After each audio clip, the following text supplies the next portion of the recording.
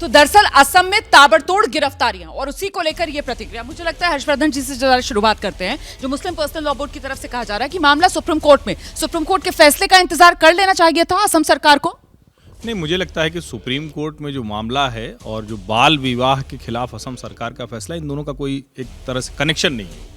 और अगर आप ये कहकर कि समान नागरिक संहिता की ज़रूरत नहीं है, मुस्लिम बच्चियों की कम उम्र में शादी, और सिर्फ कम उम्र में शादी नहीं होती, उनका जीवन खराब होता है, उनके जो बच्चे होते हैं उनके ऊपर असर पड़ता है, और एक तरह से कहें कि आप उस तरह की चेन रिएक्शन तैयार करते हैं जो सोशल इक्वेशन है वो बिगड़ता है। मुझे लगता है ये साहस काम है जो हेमंत विश्व शर्मा कर रहे हैं। ये इसके बावजूद कि देश में इस वक्त जिस तरह का माहौल है, हर चीज हिंदू मुसलमान कर दी जाती है। तो साहस के माहौल में अगर वो एक साहसिक कदम उठा रहे हैं तो इस पर मुसलमानों को इतनी तकलीफ क्यों हो रही है?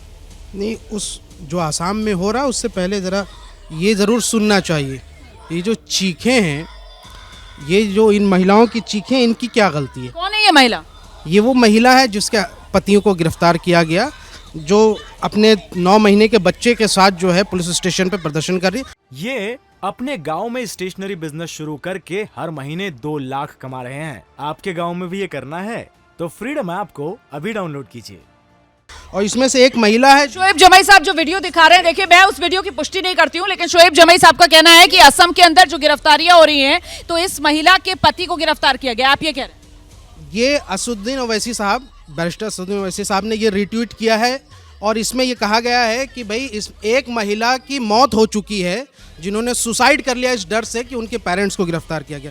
अब सवाल ये उठता है कि ना इस महिला की आप चीखें यहाँ से उसका कुछ जस्टिफिकेशन कर सकते, ना जिसकी मौत हो चुकी है, ना हेमंत विश्व शर्मा उसको वापस ला सकते। मैं ये कहता हूँ कि चाइल्ड मैरिज एक्ट तो बहुत साल पहले पास हुआ, 6 सालों से सरकार है वहाँ पे बीजेपी की। जब हुआ कहीं पर तो उस समय एक्शन नहीं लिया गया। अचानक ये जो आप देखिए, ये चाइल्ड मैरिज जो है ना, ये प्रिविलेंट है।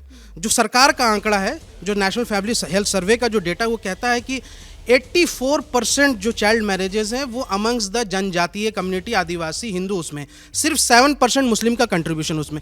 कभी आपने देखा कि यहाँ से एक सेकंड, ठीक है, तो क्या मुसलमानों को टारगेट किया जा रहा है? और कानून जो है वो कभी भी रेट्रोस्पेक्टिव तौर पर तो लागू नहीं किया जाता है। अब यहाँ पर जिनकी शादी जो है वो 4 साल 5 साल पहले हुई हुई है, ऐसे लोगों को भी गिरफ्तार कर रहे हैं। क्यों? ये मुसलमानों के खिलाफ एक्शन कर रही है असम सरकार।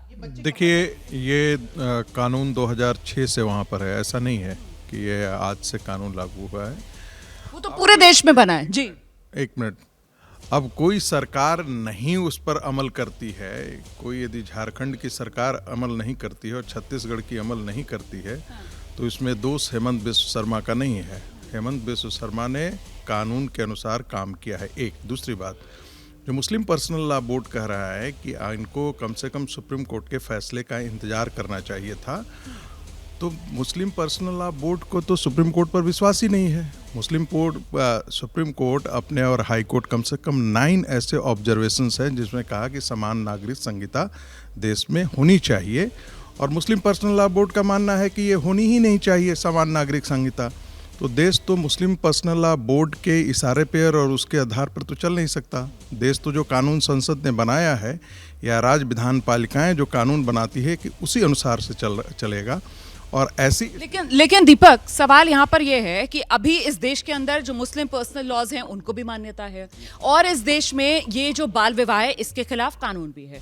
इसी वजह से ये पूरा का पूरा विरोधाभास है। ऐसे में मामला जो पंजाब हरियाणा हाईकोर्ट वाला है, जहां पर पंजाब हरियाणा हाईकोर्ट ने पक्ष में फैसला सुनाया था, वो मामला बाद में सुप्रीम कोर्ट पहुंचा। सुप्रीम कोर्ट की तरफ से साफ कहा गया कि साहब इसको नजीर मत मानिए, आप जो फैसला सुनाया हाईकोर्ट ने इसको नजीर मत मानिए। सुप्रीम कोर्ट उस मामले पर सुनवाई कर रहा है। ऐसे में अगर मामला देश की सबसे बड़ी अदालत में है और उसकी तरफ से फैसला आने से पहले ही कोई राज्य सरकार इस तरीके से कार्रवाई करती है कि साहब आप 3 दिन के अंदर कितना 4,500 के करीब एफआईआर दर्ज कर लेते हैं, आप 2,000 से ज्यादा लोगों को गिरफ्तार कर लेते हैं, वहां पर लोग रो रहे हैं, बिलख रहे हैं, और कानून कब से है ये हम सब जानते हैं, तो फिर इसे किस तरीके से समझा जाए? देखिए रोमाना जी, बात बहुत स्पष्ट है। कानून, पहला कानून भारत आजाद होने से पहले बन गया था, 1929 में शारदा एक्ट पास हुआ था। उसके बाद 49, 78, 2006 और फिर अभी 2021 में भी कानून तो हैं, लेकिन लेकिन क्या इस तरह के गुंडागर्दी से कानून को आप पालन करा सकते हैं? सरकार जो कानून बनाती है, गुंडागर्दी मतलब किसकी? जो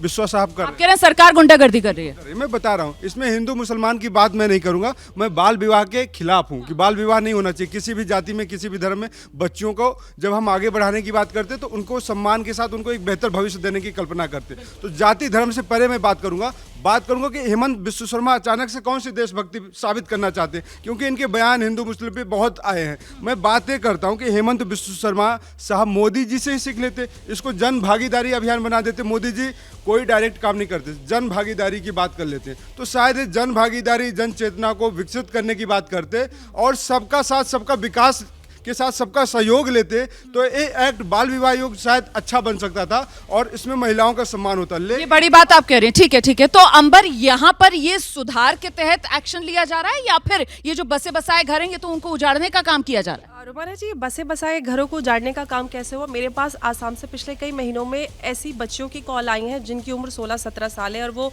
5 और 7 महीने की प्रेग्नेंट है और उनको मारा पीटा जाता है और वो उस शादी से बाहर निकलना के आना चाहती हैं। मेरे ऑफिस के लैंडलाइन पे मेरे फ़ोन नंबर पे कॉल्स आते हैं और उन लोगों की कोई सुनवाई नहीं, क्योंकि ये समाज के लोग जो हैं वो सब एक साथ मिलकर ऐसी शादियों को ज़बरदस्ती करवाते हैं, उन बच्चों का जीवन खराब करते हैं, ना उनको पढ़ने देते हैं, ना ही उनकी शादी में कोई सिक्योरिटी होती है, ना आप किसी कानून के अंतर्गत जाती। आप चंडीगढ़ हरियाणा हाईकोर्ट की बात करें तो उसके जस्ट एक हफ्ते बाद केरला हाईकोर्ट का सिमिलर केस था। दोनों केस में जो रूलिंग आई थी वो बिल्कुल अलग थी, क्योंकि आपने चंडीगढ़ हरियाणा केस की बात की, उसमें पर्सनल लॉ को आधार मानते हुए फैसला सुनाया गया, तो उसी के उलट केरला हाईकोर्ट ने पॉस्को एक्ट को आधार मानते हुए उस शादी को इनवैलिड करार दिया था और कहा था कि उस बच्चे के साथ जो भी उत्पीड़न हुआ है, जो भी ज़बरदस्ती की गई है, उसको उत्पीड़न माना जाएगा।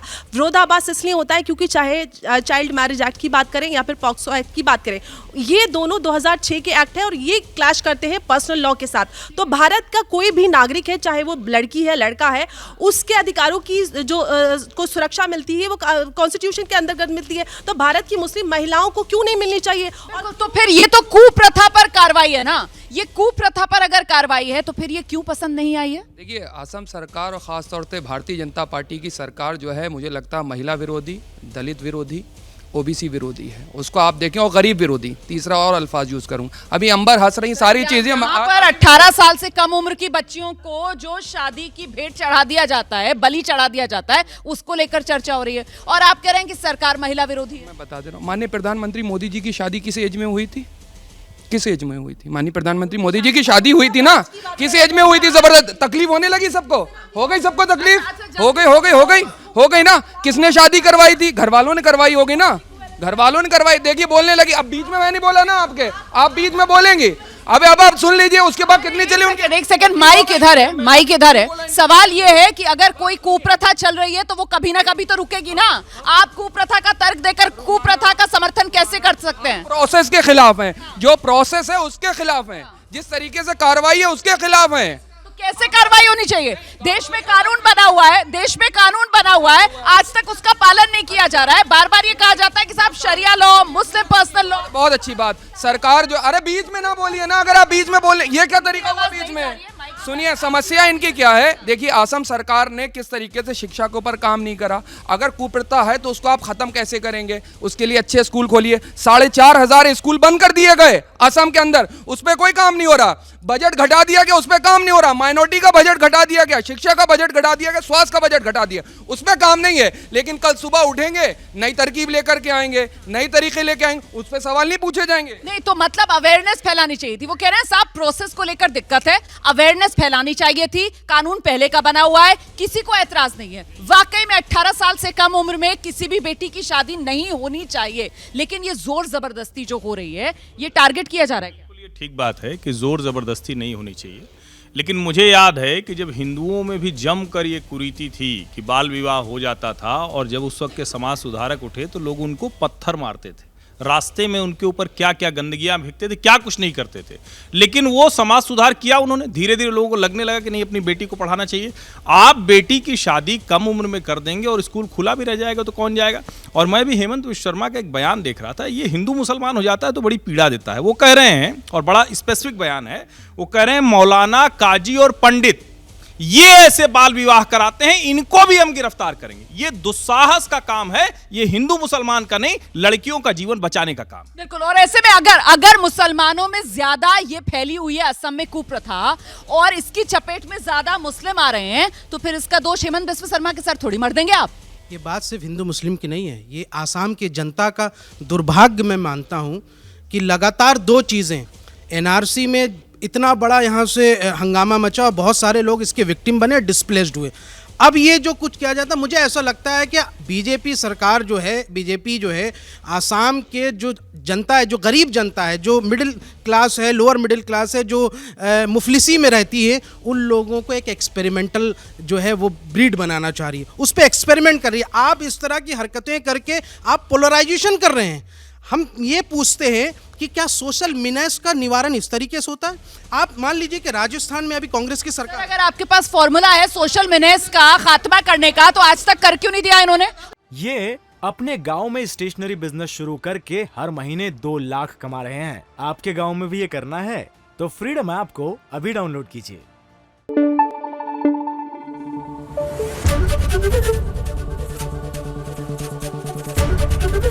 एबीपी न्यूज आपको रखे आगे।